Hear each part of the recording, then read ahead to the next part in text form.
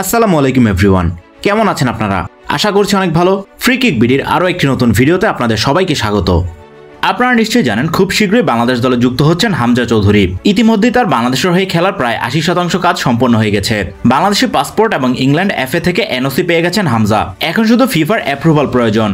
সব কাজ সম্পন্ন করে নভেম্বর উইন্ডোতে হামজাকে খেলাতে আশাবাদী বাফুফে। তাদের আশা এই সময়ের মধ্যে ফিফা থেকে অ্যাপ্রুভাল পেয়ে যাবেন হামজা।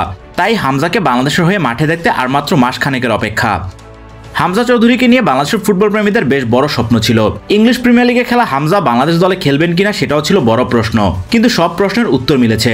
সব জল্পনা কল্পনার অবসান ঘটিয়ে বাংলাদেশ দলে খেলতে আসছেন হামজা চৌধুরী। তার মতো হাই প্রোফাইল একজন খেলোয়াড় যোগ দিচ্ছেন, আর বাংলাদেশ দলে নিশ্চয়ই এটার একটা প্রভাব পড়বে।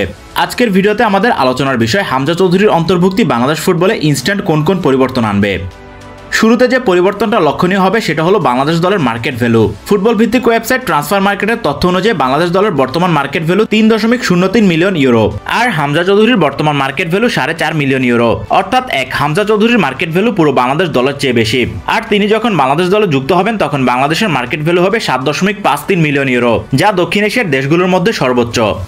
ফিফা র্যাঙ্কিং এর মতো মার্কেট ভ্যালুর দিক দিয়েও দক্ষিণ এশিয়ায় সবার উপরে ভারত। বর্তমানে ফিফা র্যাঙ্কিং এ ১২৬তম স্থানে থাকা ভারতের market value ৬.৫৫ million euro.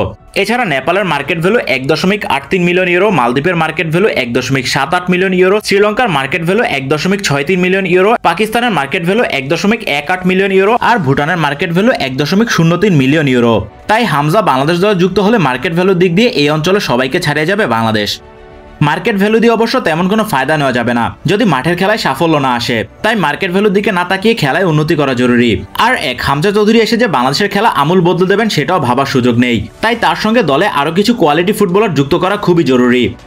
Canada প্রবাসী সামিত সোম বাংলাদেশের জন্য বেশ ভালো অপশন হতে পারেন। কানাডিয়ান লিগে খেলা সামিত মিডফিল্ডে হামজার যোগ্য সঙ্গী হতে পারেন। আর আক্রমণ ভাগে সুলেমান দিয়াবাতের ব্যাপারেও কিছুটা আশার আলো দেখা যাচ্ছে। বাফুফের সাধারণ সম্পাদক জানিয়েছেন তাকে খেলানোর বিষয়ে আন্তরিকভাবে কাজ করছেন তারা। স্বরাষ্ট্র মন্ত্রণালয়ের সঙ্গে সমন্বয় করে তাকে খেলানোর চেষ্টা করছে বাফুফে। এছাড়া আগের ভিডিওতে আলোচনা করা ফিফার জাতীয় দল পরিবর্তনের নিয়মে পরিবর্তন আনার প্রস্তাব পাশ হলে রবসন রবিনহোকে নিয়েও কাজ করা যাবে। তবে এসব বিষয় কিছুটা সময় সাপেক্ষ, কিন্তু হামজা চৌধুরীর অন্তর্ভুক্তি বাংলাদেশ দলে ইনস্ট্যান্ট কিছু পরিবর্তন আনবে। তার মতো হাই প্রোফাইল একজন খেলোয়াড়ের জন্য বাংলাদেশের ব্র্যান্ড ভ্যালু অনেকটাই বেড়ে যাবে। তাই হামজা চৌধুরী হতে যাচ্ছেন বাংলাদেশ ফুটবলের নতুন বিজ্ঞাপন। একই সঙ্গে এই হামজার মাধ্যমে বাফুফে স্পন্সর পেতে পারে। বাংলাদেশ জাতীয় দলের কোনো কিট পার্টনার কিংবা স্পন্সর নেই। হামজা চৌধুরী আসলে এই অভাব দূর হতে পারে। হামজাকে দিয়ে সবচেয়ে বড় যে সুবিধাটা পাওয়া যাবে সেটা হলো মিডিয়া অ্যাটেনশন। হামজার জন্য হলেও বাংলাদেশের ফুটবলের প্রচার এবং প্রসার অনেকাংশে বৃদ্ধি পাবে। এতে করে বাংলাদেশ ফুটবল নতুন করে সবার কাছে ছড়িয়ে যাবে। আর হামজার মতো একজন খেলোয়াড়কে দেখে তরুণ ফুটবলাররাও উজ্জীবিত এবং অনুপ্রাণিত হবে। একই সঙ্গে বড় দলগুলোর সঙ্গে প্রীতি ম্যাচ খেলার বিষয়ে হামজা চৌধুরী বাংলাদেশের জন্য বড় প্রভাবক হিসেবে কাজ করবেন। তাই তো হামজার মতো তারকাকে দিয়ে বাংলাদেশ ফুটবলে ইনস্ট্যান্ট বেশ কিছু ইতিবাচক পরিবর্তন আসবে।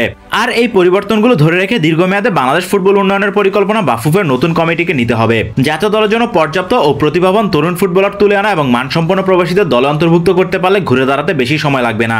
আর এই স্বপ্ন পূরণে বাফুফের সময় উপযোগী পরিকল্পনা এবং যথাযোগ্য বাস্তবায়ন জরুরি। তাহলেই আবারও হারানো জৌলুস ফিরে পাবে বাংলাদেশের ফুটবল।